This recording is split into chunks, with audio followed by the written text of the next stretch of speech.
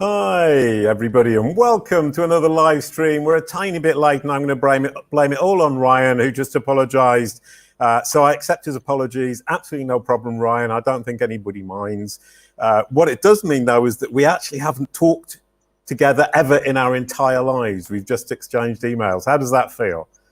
It's exciting. This is like the real world, right? Yeah, brilliant stuff. Yeah. Okay, I'm just going to sing the song. A quick hello and we're good to go. Welcome to the show, Ryan Foland. It's great to be here, even though I'm late, but it doesn't mean that the show's not going to be great. And it rhymed. You're a genius lyricist. Amazing stuff. I was actually looking at videos about you, and you've got a reel of people saying what they think about you. And apparently you're amazingly good at self-promotion whilst putting the others at the center of the conversation, which is great talent. You're a firecracker, you're smart, and you're the Ginger MC. So we're doing a good job here. Yeah, and I'm actually known to rap quite a bit. So it's one of the most difficult things to do, which is why it's fun to challenge yourself in the moment, in real time, and makes life exciting. Brilliant stuff. Okay, well, you can rap somewhere in the middle. Whenever you feel like it, go for a rap. And if it all falls apart, I'll try and help out. But I'm probably not very good at it. Right. Welcome to the show. We're in the middle of a big entity-based content model test experiment with WordLift, where we're trying to build an entity-based content model around this podcast. And you are now officially part of the experiment. And in fact, you were before you even appeared, because we now rank number 9 on YouTube for your name with this video that hadn't even happened. Now, brilliant. I want to know how that works, and I want more. I want to buy. I want more. Well, we're basically aiming to rank for people on people's personal brand SERP. So I will now appear on your Google brand SERP, on your YouTube brand SERP, and I will haunt you for the rest of your life, and you will hate me. But right now, this whole experiment is moving forward very quickly, because we've got 3 events in the knowledge graph as of today for you. Your name brought up nothing in the knowledge graph until literally today. And today it's brought up 3 events. Hang on, what was it? The UX workers. Hang on, the UX. Oh, I can't even read my own writing. Oh, Barnes and Noble and a UX conference. And what seems to be happening is that things that are linked to this podcast are now moving into the knowledge graph. We got Neil Schaefer in today. I got my sister in. She's not done the podcast, but she's my sister, and so she's related to it indirectly. My own father. And you'll like this, a character I created called Daddy Koala, who's just got a big boost in the knowledge graph, partially thanks to you. Nice. Well, you know what? I'm glad that I can help. And it sounds like it's a weird, wide web that you've created. Yeah, it's a bit weird. I definitely agree it's a bit weird, but and it's all WordLift, and it's an experiment to see what we can do. And you right now, you have a lovely knowledge panel. We're going to push you into the knowledge graph, whether you like it or not, and I will appear in your brand SERP. So let's move on to the actual show itself. Lovely to meet you, the Ginger MC. Can you tell me why you think it's a good idea to call yourself the Ginger MC? You know, it's sometimes the best ideas don't come from you. This is something that I was called and I adopted. It's a good lesson just to listen and see what people think about you, and then figure out what elements you want to own. Now, when it comes to personal branding, which I'm passionate about, which is just marketing people and typically marketing yourself, my definition of a personal brand is not just what you want to be known for. And it is not just what everybody else thinks. It's actually the intersection between the two. So one of the first exercises I work with people, and this is in my book, Ditch the Act, is a rapid reflection discovery process. It's like an analog version of the magic that you're doing behind the scenes on the web. The process is simple. You go out to your friends and your family, and you put out you crawl, you crawl your friends and family, and you say, if you had to describe me to somebody that doesn't know who I am, what keywords would you use? Okay. And then independently, I would sit down and say, these are all the keywords that I want to be identified with.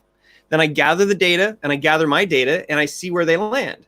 And so if somebody thinks of me as a speaker and I want to be known as a speaker, that's a core element that now I can own, because, Jason, it's easier to convince people of something that they already know as opposed to trying to get them to think Right. of you in a new way. So I already know you're ginger because I just have to look at your photos to know it. So I've completely embraced Ginger MC. And because I can see Ditch the Act, which is really not subtly placed behind you at all, and that's even less subtle. Yeah. We're getting progressively less subtle, but it's absolutely fine. I really don't mind. I think it's kind of cool. So I now know that your book is called Ditch the Act. And that the topic today wasn't personal branding or ditching the act or deciding what we're being called. It was, if nobody can find your business, there's no point in being in business. And I had a friend, and I wanted to start with that. A little story he told. He built websites, and he got all these clients, and they would say, build me a website. And he kind of said, yeah, but you need to get people to come. And if you don't actually push out and bring people towards you, it's like setting up a company or a shop in the middle of a field and expecting to sell whatever it is you got to sell. What do you think of that analogy?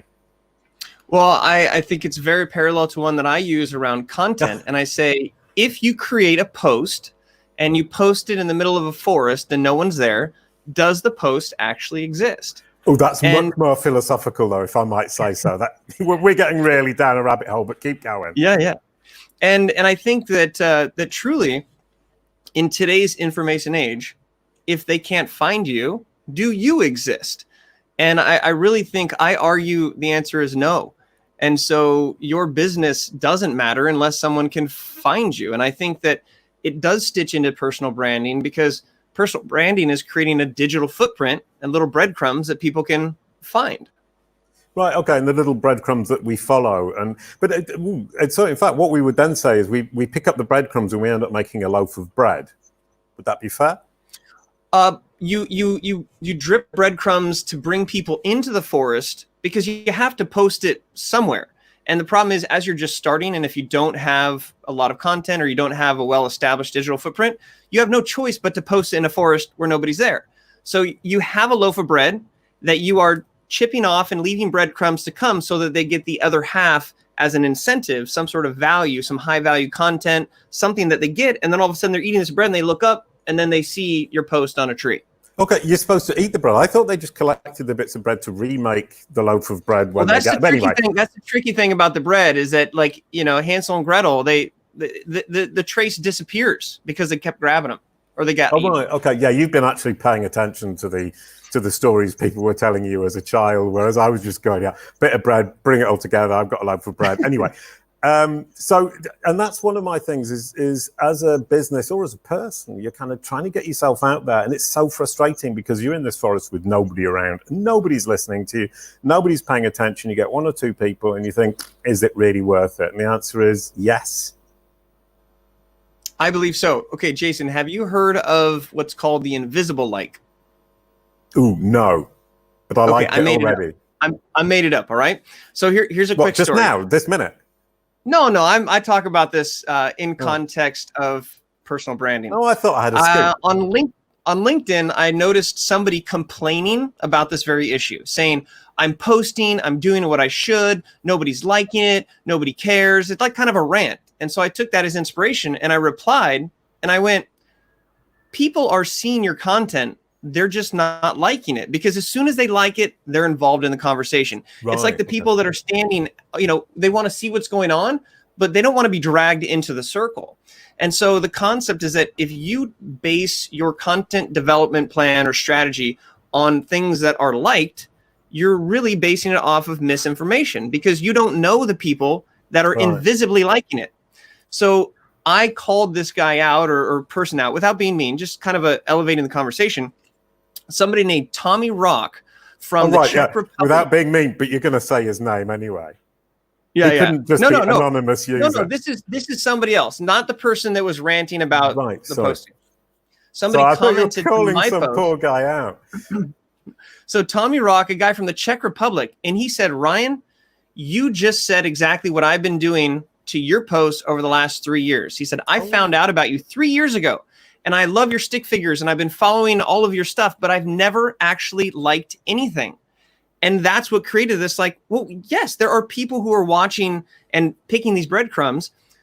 Furthermore, he became a friend. He's like always been looking for speaking opportunities for me in the Czech Republic. When he visited California, I happened to be in San Francisco. took him on a boat sailing and created this like real relationship offline based on the fact that for 3 years, he never liked anything. Yeah, so it's brilliant. How many of those people see your content and don't like it? There's a lot. Well, wonderful. I was talking to Neil Schaefer, who is now in the Knowledge Graph thanks to this podcast, and I'm going to go on about that until everybody says, wow, isn't that wonderful? And he was talking about lurkers and the fact that 95% of people just look at stuff, 3% interact, and 1% actually create any kind of content. And I find that phenomenally mind-blowing. And it's very encouraging to realize that people are looking at this stuff and they're taking the message in. They're just not necessarily explicitly talking about it or letting you know about it. So if we now move on to the conversation on, if nobody knows that your business is there, obviously they can't come to you, which is a really, if I might say so, obvious statement. But it's something that businesses don't pay attention to, do you find? I do. And I look at things as outbound or inbound, okay? From a marketing perspective. I don't do outbound marketing. I don't pay for ads. I don't get all crazy with that. All of my marketing ends up being inbound. And I don't think companies are focused as much on the inbound. When it comes to corporations these days, I really believe people want to do business with people and not necessarily businesses. So if the businesses are not helping their employees be found online, there's a huge digital gap between connecting with the customers and the inherent networks that the employees have. So how does this... Sorry, you can finish that off in a moment. That just makes me think that brands, or especially smaller brands, I would imagine bigger brands, it doesn't really apply, but smaller brands are therefore relying on their own employees' personal brand and personal brand outreach and outlook, and by definition, by extension, their personal brand SERPs, be it on Google, LinkedIn, YouTube. And I think we all forget, well, I forget that because I'm looking at personal brand SERPs on Google, but there's also personal brand SERPs on YouTube, LinkedIn, Facebook. When people search your name, brands need to rely on their employees, you think? 100%. So typically, companies have looked at investing in their employees through traditional professional development. How can we bring in speakers and do workshops and training so that you are better at your job? Which makes sense, but it's very self-serving for the company. I think a modern type of professional development is saying, hey, we want to empower you not only with the skills to make you better at your job, but we want to help you share your expertise and your story and your skills as a person, independent of our company, so that when people find you, then there's a positive brand halo with where you work. And then you're going to be proud of sharing that information. I know personally, I've talked to so many people and I've wanted to know more about what they do, and they're just not excited about sharing it because they're not excited about what they're doing, or they just don't know how to communicate that, like what their job is, the problem that they solve, that excitement. And if you have an employee who's at a 5-top, a community table, socially distant, outside, and people are not naturally bringing up what they do for work and talking about the exciting projects that they're working on, you're missing a huge element of organic inbound traffic. Because if I hear somebody and they're excited about their job, I'm going to check out that company. I'm going to be like, this person loves their job. Yeah, no, brilliant. And we just had a comment underneath, which was that a lot of companies tell their employees not to communicate on social media because they're worried that the employee will communicate badly or inappropriately.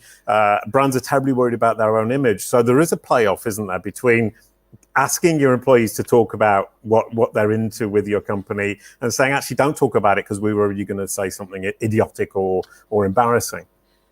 Right. But here's the difference. If I take you and I just throw you off on my boat and hope that you can swim or not, I don't have a lot of control over that. Okay. Yeah. And that's what these employers are doing. They're saying like, they're kind of like, they're throwing people sort of off the boat. But instead, if we work on teaching you how to swim and encouraging you to jump off yourself with parameters, maybe we put a life jacket on you, maybe we make sure that you know the actual corporate policy when it comes to social media. And we can have a discussion about that so you know the borders, and then I can hold you responsible if you go outside of that. Okay. But it's like, yes, businesses worries about employers getting too much power. I was going to ask that as well, is what happens when the person leaves the business? They take their power with them. Here's the thing, though. if you're not investing in the personal brands and personal development of your employees, they will leave. There's a lot of people that once remote work started, and if they weren't getting the support that they needed from their court, they're going somewhere else. And that's a huge misnomer. The more so I work at the University of California, Irvine, and I've been there for 5 years. And I also run my own professional speaking business, and I do consulting. If UCI didn't support what I'm doing outside of work, I would have left a long time ago. Right. I have a loyalty to them. I really love what I do there because I can talk to my boss about speaking in Haiti later on today, and he's like, go get him. So once you have this transparency, once you're able to ditch the act with your employees and ask your employees, like, what are your professional goals? What are your personal goals? How can we support that? Would you like to write a guest blog? Would you like to be a guest speaker on our YouTube series? The more you give power to employees, the more loyalty you create, and it builds trust. But and that also plays into the EAT debate in the SEO world. So expertise, authority, and trust in the SEO, search engine optimization world, just to be very clear, is that companies are going to need, I mean, if we look at our entity-based content model, is that the reason that we can leverage things into the knowledge graph and we can get Google to understand all this stuff is because it already has entities that it understands, and we're just indicating relationships. And companies are depending on these relationships now for that EAT to say, actually, we're trustworthy because this person who works for us has a reputation, an authority, or an expertise. Would that be fair? Oh, we've lost Ryan. We can't hear him anymore? That is very fair. Oh, right. It was just a dramatic pause. No, I was actually on mute for a second, but yes. It was a dramatic pause with mouth movement, which was entirely original. Brilliant. Oh, you just did another one. Yeah, so companies, I mean, what you're saying is one reason is companies need to rely on their employees or use their employees or help their employees to actually push their message out, but it's also for their own expertise and authority, because all of the entities are getting linked together, and Google's understanding this person works for this brand who is a partner with this brand who sells this product, and all of that gets linked together, and each of these entities brings its own power to what you talked earlier on. I can't remember exactly what you said, but a network. It's a private little network. Can we make a stretch? And I'm speaking off the cuff now. You can make a big stretch. Can we say that to invest in your employee's personal brand is analogous, is an analogy or comparable to creating more backlinks on your website? I would say it is. As you say, it's. I don't think it's a stretch, but I think it's definitely debatable, and a lot of people would debate that. But links from pages to pages, which in SEO we've all been obsessed about, are simply relationships between entities. You've got two pages that are entities with a relationship, and all we're now saying is we don't need to rely on pages and physical hyperlinks. We can say, Jason Barnard talks with Ryan Foland. Ryan Foland and Jason Barnard have a relationship. It's not a very close relationship, but it is a relationship. Ryan Foland has a relationship with this podcast through the fact that you've been on it. That's a close relationship. So, yeah, I mean, I'm completely convinced that that's the way we're going. And then when you look at Google's results, you see these entities appearing more and more in entity boxes and knowledge panels, and it's getting stronger and it's getting more and more important, which is completely Google focused, but you're actually looking wider than that at Facebook and LinkedIn, but they're all knowledge graphs too. Sorry, go ahead. I've just been going on. No, I'm following you for sure. One thing that I enjoy challenging people to think about is whether someone will hire you or your company for their expertise or their experience. What would you say? Right. If I had, and this could be small, medium, large, but just hypothetically, are you going to hire me as a person or a company based on my expertise or my experience? What's your gut tell you? Oh, do I have to choose just one? I can't say. Yeah. The expert. The next question is what comes first, the chicken or the egg? Well, I would go with expertise simply because experience doesn't mean to say you're good at it. Okay. So I would argue the opposite and say people think that they're hired for their expertise. But in actuality, these days, everybody can pop up and be like, I'm an expert. But how do I know you're an expert? I know you're an expert based on your expertise. The same thing as somebody who's trying to get a job at a company that they want. If I say I'm an expert at all this stuff, I'm gonna be like, okay, sounds good, but show me. I want to see the experience. Like, let's look past the resume and see like what actually was going on there. So I think that the more... the chicken and the egg thing. Sorry, I like it because you've got the expertise can't exist without the experience, but the experience doesn't necessarily bring expertise. So let's say that you do a Google search on me. Are you going to judge me? So you might see certain things, but the real power of Googling me is that for pages and pages and all this, you see all this stuff. So you see my experience. You see these videos of people talking about my experience, and it's not me just saying I'm an expert. And that's where the comment is that, like, there's an art of promoting yourself while still not making it about you. It's about your experiences. It's about your stories. It's about your interactions with people. It's about your failures and what you've learned to make you who you are. So if you are encouraging your employees to go out there and share their experiences, it reinforces their expertise, and it does a positive brand halo on the actual company. Right. Okay. And then what about authority? I mean, let's push it further. We've got expertise, we've got experience. Authority. What makes somebody authoritative? I mean, my take would be expertise is being correct, saying the right things, being right about the solutions you're bringing to people. Authority is about being appreciated by your peers, and trust is about being appreciated by your clients or your audience. What do you think of that? So I like that. I'm going to make a small tweak to it. Your expertise is saying the right things and being on point with what you're saying. Obviously, research backed and, like, you know, not just a bunch of just fluff. And I think that your authority is when other people refer to you as a resource of expertise. So I call it validation. So when I look at would you limit it to peers, or would you say anybody, including your audience? Forbes, Fortune, Entrepreneur, like entities. So I call it validation. You say authority, I say validation. So when I can point to say, sure, I've been featured in Forbes and Entrepreneur and Inc., and I've been named a top market, all these things, that's not me saying, look at me, I'm the best. It's somebody else saying it. So that was beautifully placed. I like the way you did that. You slipped that in and then said, but that's not me saying it. No, but the reality is that you have to get other people to validate your authority. And so when I work with somebody or companies on branding, it's 4 V's: vision, voice, volume, validation. Vision is where you want to go. Voice is the medium in which you're sharing your message. Volume is to syndicate and be smart. But validation is the final step. That's what people think that they are looking for. But you can't get validated. You can't get featured in publications. You can't get invites to podcasts. You can't do that unless you can stitch backwards and find out that it's rooted from your expertise, which is from your experience, which is from when things didn't go right. And the whole book, Ditch the Act, is premised on you can actually get ahead by sharing what doesn't go right, because what you're doing is you're sharing how you've learned along the way, and it comes across as more authentic. Yeah, sure. Sorry, I'll come back to that in a moment. But your idea of validation is actually a mixture of authority and trustworthiness. Sure. Well, here's the thing with trustworthiness, and this stitches back to the liking that we talked about originally. I believe that people are oftentimes trying to post to get people to like the post or to like them.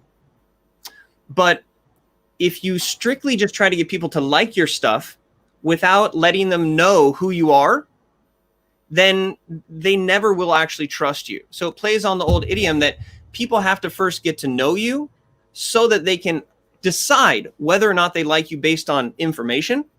And then if they like you based on knowing you, then they will trust you. And then trust over time becomes loyalty. So for an executive, if you look at their bio and it's like, I'm a badass, but there's no like human elements, you didn't see anything where they faltered or failed, then you don't necessarily get to know them. So you don't really, really like them, and you're not really, really going to trust them. Brilliant. No, I'm sorry. I like the idea that trust over time brings loyalty. And in fact, we could work that way back, stitch it back, as you said, is that loyalty, if you can see loyalty, if Google can measure loyalty, or if YouTube can measure loyalty, or Facebook, then they can assume trustworthiness because of that loyalty, which is something in the SEO industry, at least, we're trying to find out, or trying to figure out, is how can we measure this kind of trustworthiness and authority, and loyalty is a nice way to measure trustworthiness. Brilliant stuff. Thank you very much. But we've rather gone off topic. We've kind of gone complete. I mean, we're not now trying to get people to come to our business. No, but this is all on topic because. Oh, is it? All right, brilliant. Thank you. If you're not putting yourself out there and you're not creating content and there's no breadcrumbs, or you stop creating content because you don't think anybody's seen it, then you won't be found. You won't create the thread to stitch together these pages or search, algorithms to get you to where they can find you. Yeah, and sorry, that I found that very interesting and very encouraging. People stopping creating content because they think that other people aren't interested. And the fact that people aren't liking doesn't mean to say they're not paying attention and they're not interested. It's those lurkers that Neil Schaefer was talking about. And I mean, from my point of view, you're saying I'm creating all this content. It's a lot of effort. And this podcast has been going on for a year and a half. And it's starting to really take shape. But for a long time, I kind of thought, people aren't really paying attention, but they are. So but maybe they are. But yeah. Maybe they aren't for a certain amount of time. But like with podcasts, there's some crazy statistics that, like 90% of podcasts don't get past like 7 episodes or something. Like people just stop. Yeah, like there's and I'm saying this was maybe you cannot quote me on that, but you can do research. A majority of podcasts don't make it past a certain amount of episodes. Right. Okay. It's a longer term game. So doing exactly what you're doing and it being more of a marathon than a sprint is really how you build a brand, how you build a business, how you build trust, all of that. But I mean, that's all content strategies and your brand. I mean, you're saying, I want to build my brand and it's got to be very long term. Oh, there's a question for you. One of the things that always strikes me is that the bosses of companies, obviously not private owned companies, but they're short term. They're saying, I've got a job until I don't perform or I'm not perceived to be performing. Therefore, I can't look at the long term. I don't give a hoot whether the company fails in 5 years' time because I probably won't be there anymore. What can brands do about that? Invest in making sure that they create some sense of loyalty and longer term play, right? Okay. I mean, if somebody's more of a churn and burn, I would assume that there's not really that communication or connection about that person's interests. The person's leaving maybe because they want more money. So if there's not this trust or authenticity within that working relationship, then how do I know that just giving you a little bit more money is going to keep you on the team? Or understanding that maybe it's not a right fit. So many people in corporate America don't truly communicate honestly. And that's why you get people that are headhunted and disappear. You're like, oh, crap, I wish I would have actually had a real conversation and found out what was going on with that person. Yeah. And that's why treating people as people and sharing what's not working is just as important as reporting on all the good reports. But I mean, that sounds really lovely, and it's what we all hear and what we all want to hear and what we all perhaps say. But in fact, the reality is people within companies are not often treated particularly well. They're treated as a cog in the wheel that will help make money. Sure. And that's fundamentally what needs to change. And those cogs will continue to fall off and they'll either start their own gig or they'll become a freelance or they'll do something else where they're more appreciated. If you're not appreciated, especially now when people have kids at home and there's this pandemic, like work is more stressful. So where am I investing my time? I want to do it in a place where I'm appreciated. And sometimes being appreciated just means that you're listened to. Brilliant. We're going to end it there because that's a perfect quote. A quick goodbye to end the show. Thank you, Ryan. It was fun, and I'm sad to say that it's time to go. Thank you very much. I was going to try and finish it, but I didn't.